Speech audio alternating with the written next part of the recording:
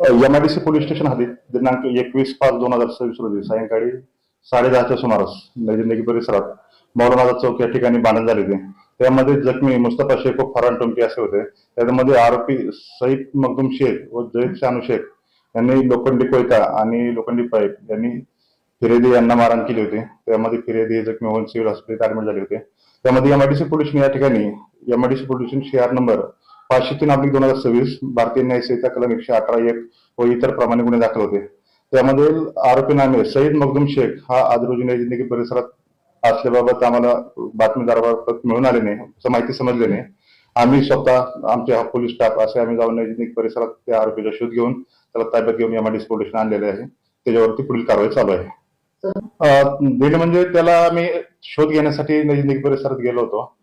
आम्ही ते शोध घेत असताना आमच्या गाड्या एकीकडे आणि त्याला शोध घेत असताना तो दुसरीकडे मिळून आले नाही.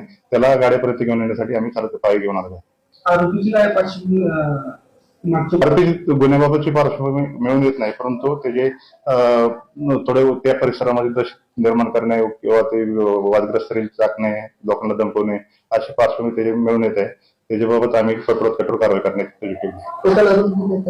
त्यामध्ये 2 आरोपी आहेत, सईद मखदूम शेख आणि जैद शानू शेख असे दोन्ही आरोपी मिळून आलेले आहेत.